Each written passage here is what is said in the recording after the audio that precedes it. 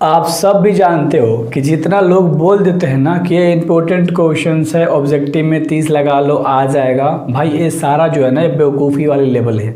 तुम्हें भी पता है तुम्हारे जितने भी चैप्टर हैं उन सब के ऑब्जेक्टिव तुम्हें करने हैं भाई, लाइन बाई लाइन करने हैं। तब आप 70 में 35 मार्क के आओगे। कब तुम लोग को समझ में आएगा यार, कब तक किसी के बातों में आते रहोगे।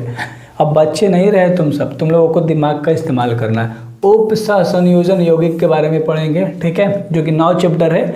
तो टोटल 8 तक हम लोगों ने चैप्टर वाइज ऑब्जेक्टिव लगा लिया है। प्लेलिस्ट में आपको लिंक मिल जाएगा। बेहतर तरीके से जब आप पढ़ाई करोगे तो आपको रियलाइज़ होगा कि हाँ भाई पढ़ाई इंपॉर्टेंट है और किस तरह से क्वेश्चन आता है। जब 10 साल के क्वेश्चन दिखाऊंगा ना तब रियलाइज़ होगा। अभी भाई भटको ना तुम। निम्न में से दुर्बलता है ना लिगैंड का उदाहरण है। तो लिगैंड का जो उदाहरण होता है वो क्या होता है? Cl।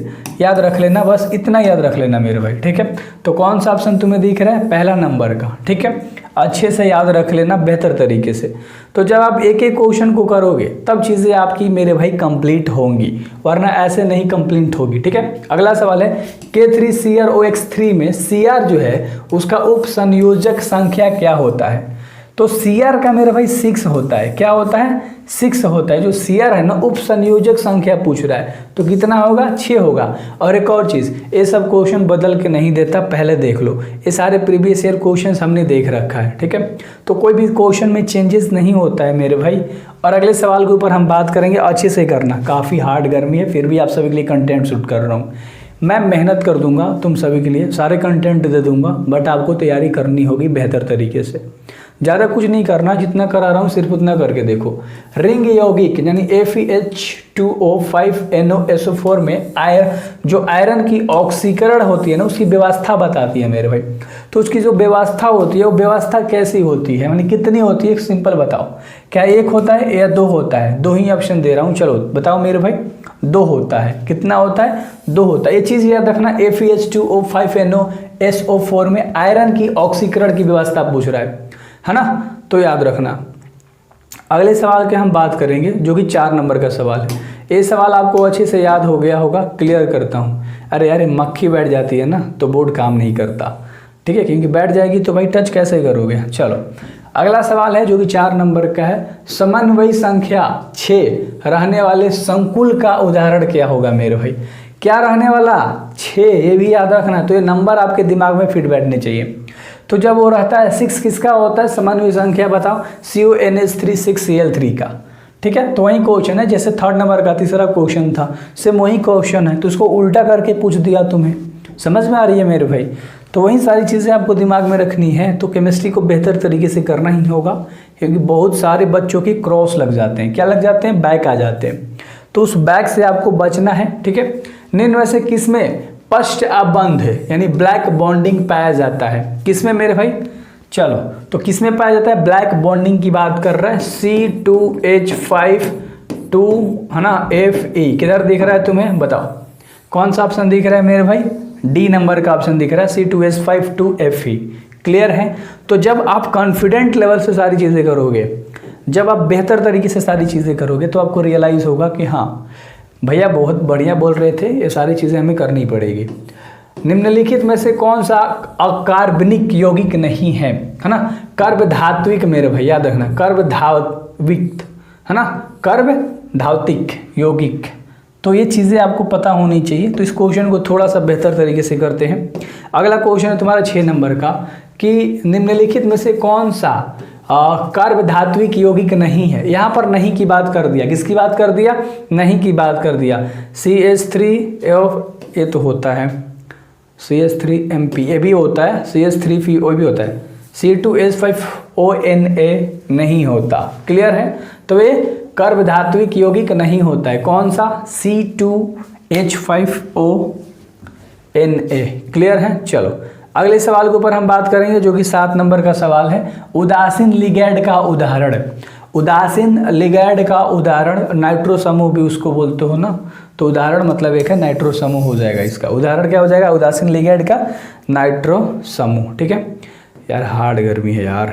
चलो अगले सवाल के ऊपर हम बात करते हैं जो कि 8 नंबर का सवाल है। CuNH3,4SO4 में Cu यानी कि कॉपर का ऑक्सीकरण अंग है।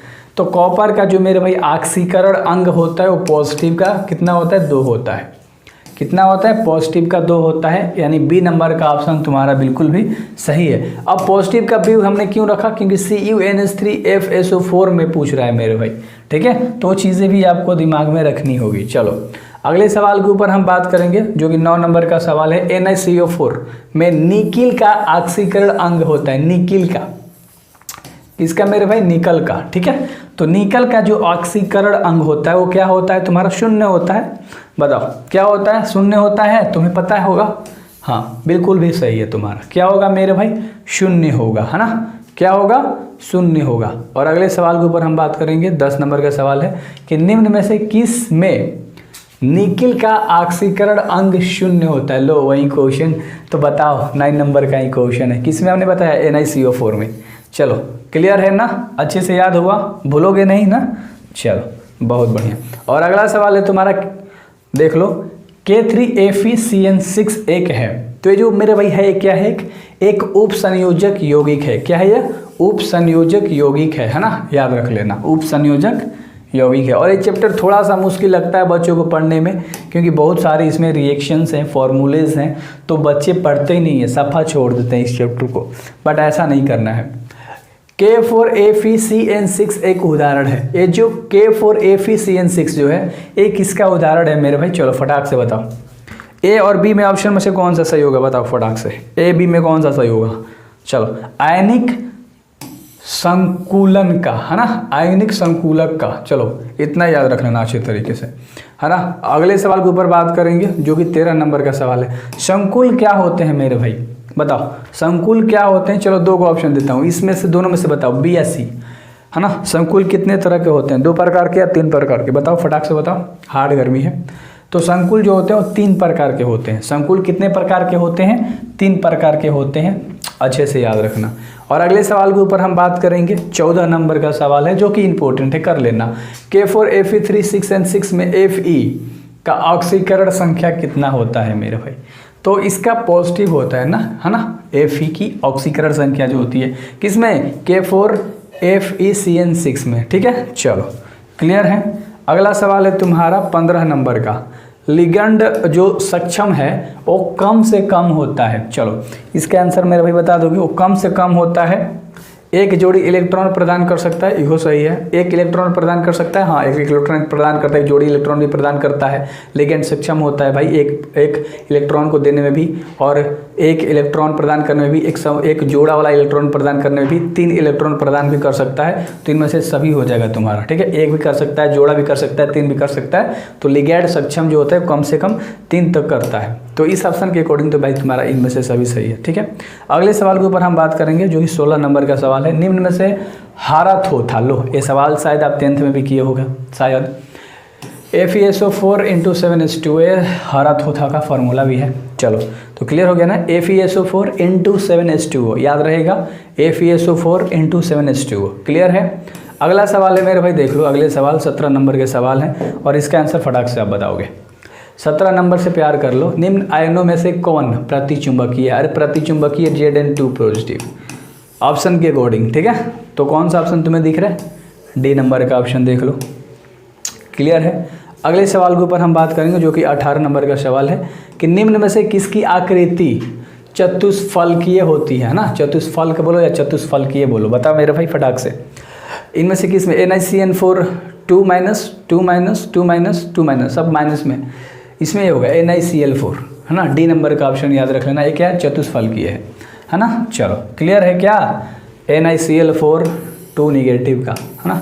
चलो अगला सवाल है तुम्हारा 19 नंबर का सवाल का आंसर आप बताओगे मेरे भाई। चलो 19 नंबर के सवाल का आंसर आप पे छोड़ता हूँ मैं, ठीक है। चलो बता दोगे ना 19 नंबर का सवाल का आंसर। अगले सवाल के ऊपर हम बात करते हैं जो कि 20 नंबर का सवाल है आपका, K4FeCN6 में Fe का प्रसरण क्या होगा। तो Fe का प्रसरण आपको बताना है मेरे भाई, फटाक से आंसर बताओ इसका।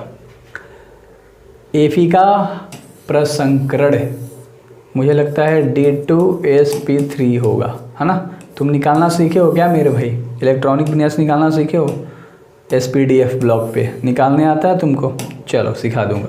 पोटास एलम उदाहरण होता है, पोटास एलम किसका उदाहरण होता है, द्विक लवण का, किसका, द्विक्लवड़ का, ठीक है, याद रहेगा ना। हाँ चलो, तो पोटास एलम उदाहरण होता है द्विक्लवड़ का, याद रख लेना। ऑप्शन के अकॉर्डिंग हम लोगों ने करा। देखो हर चीज़ करो केमिस्ट्री में, डरो बिल्कुल भी मत, डरोगे भाई मज़ा नहीं आने वाला। मैंने सारे चैप्टर्स करा रखे हैं, अच्छे तरीके से सारे चैप्टर्स देख लो। पोटास एलम का जटिल विलयन होता है अम्लीय या क्षारीय, 2 ऑप्शन बताओ। तो पोटास एलम का अम्लीय प्रकृति होता है, ये अम्ल होता है ना। चलो, और अगला सवाल है तुम्हारा अगला, TEL अर्थात ट्राइट एथिलैड का प्रमुख उपयोग बताना है आपका। इसको शॉर्ट में TEL करके देता है। चलो इसका बता दो मेरे भाई फटाक से आंसर। ए और बी में से कौन सा होगा, बहुलक के रूप में या प्रतिध्वनि यौगिक के रूप में, कौन सा ऑप्शन होगा, नीचे मत जाओ। बी नंबर का ऑप्शन तुम्हारा बिल्कुल सही हो जाएगा। कौन सा ऑप्शन सही हो जाएगा मेरे भाई, बी नंबर का ऑप्शन। अगले सवाल के ऊपर हम बात करें, 24 नंबर का सवाल है कि वह संक्रमण धातु जो जिगलकर नाटा उत्प्रेरक के रूप में काम में लाया जाता है ना, इनमें से कौन होगा, कहाँ पर दिख रहा है मेरे भाई, बताओ। सी नंबर का ऑप्शन, वह संक्रमण धातु जिसका, तो एक धातु है मेटल है, Ti टीन, ठीक है। चलो आगे बढ़ें, 25 नंबर का सवाल है तुम्हारा, देख लो। 25 नंबर का सवाल है Na3Cr C2O3 में Cr के उप संयोजक की संख्या। तो Cr के उप संयोजक की संख्या बतानी है, क्या होती है, 3 होती है ना। इसके अंदर पूछ रहा है मेरे भाई, कितना, 3 है ना। चलो, तो अच्छे तरीके से आपको समझ में आ गया होगा। अच्छे तरीके से सारी चीज़ें आपको करनी है, बेस्ट तरीके से करना है, सारा ऑब्जेक्टिव देखना है, हर चैप्टर का देखना है और अच्छे तरीके से करो। बाकी मैं सारे ट्रिक्स पे लेकर आऊँगा ऑब्जेक्टिव, है ना, जो भी ट्रिक वाइज होती हैं। तो 10-12 ट्रिक वाइज होती हैं जो आसान होती हैं, जो आप 70 में 10-12 आराम से मार दोगे। और बाकी तो थोड़ा मोड़ा याद करना ही पड़ेगा मेरे भाई, 70 में 35 मारने के लिए। और कुछ फॉर्मूले हैं, बैलेंस करना है ना। SPDF पे आपको निकालना भी सीखना होगा, फिर IUPAC नेम भी याद करना होगा। तो बहुत सारी चीज़ें होती हैं केमिस्ट्री में, तो सारी चीज़ें पता होनी चाहिए आपको। थैंक यू वेरी मच, मिलते हैं अगले चैप्टर्स में।